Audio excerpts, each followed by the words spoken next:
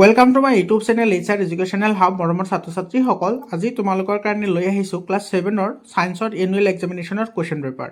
এই কুৱেশ্যন পেপাৰটো তোমালোকে প্ৰেক্টিছ কৰি যাবা। ইয়াতে যিকেইটা MCQ আছে মই গোটেইকেইটাৰ এনচাৰ কৈ দিম। তোমালোকৰ পৰীক্ষাত এইবোৰ প্ৰশ্ন এজ ইট ইজ তোমালোকে দেখিবলৈ পাবা।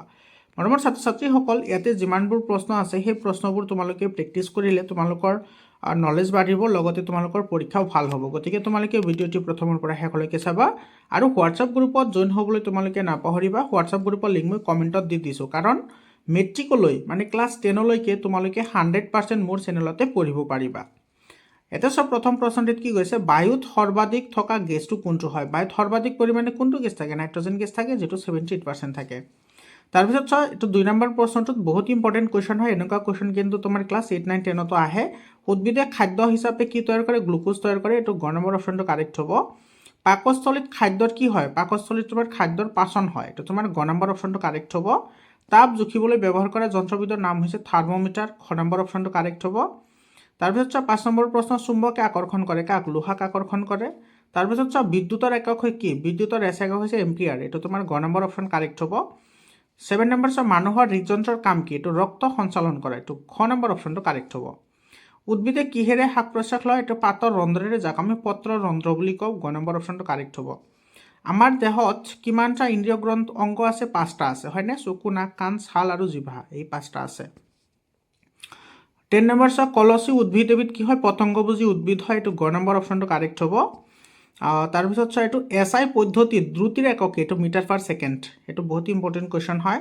তাৰপিছত চোৱা 12 নম্বৰ, বিদ্যুৎ আৰু চুম্বকৰ মাজৰ সম্পৰ্ক থকা বুলি পোনপ্ৰথমতে কোনে প্ৰমাণ কৰিছিল? এইটো অৰষ্টেডে প্ৰমাণ কৰিছিল। এইটো তোমাৰ ক নম্বৰ অপশ্যনটো কি হ'ব? কাৰেক্ট অপশ্যন হ'ব।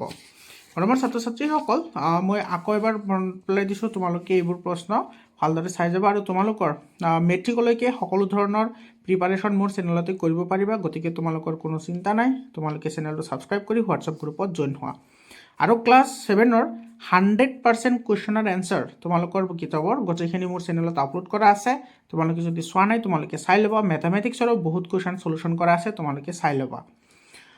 তাৰপিছত চোৱা সূৰ্যৰ পোহৰত কেইটা ৰং থাকে? 7টা কালাৰ থাকে, হয় না? যিটোক আমি ভিপজিউৰ বুলি মনত ৰাখোঁ বা বেগনি হেঁহাহুৰ বুলিও মনত ৰাখিব পাৰোঁ। যিটো ৰামধেনুত দেখা পোৱা। ৰামধেনুত কেইটা কালাৰ থাকে? 7টা, আৰু সেই 7টা কালাৰ আহে ক'ৰ পৰা? সূৰ্যৰ পোহৰৰ পৰা।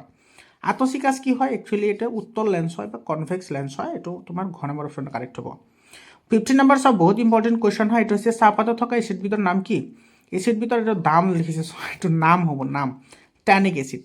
চাহপাতত কি এচিড থাকে? ট্যানিক এচিড থাকে। তাৰপিছত চোৱা এচিডৰ সোৱাদ কেনেকুৱা? টেঙা হয়।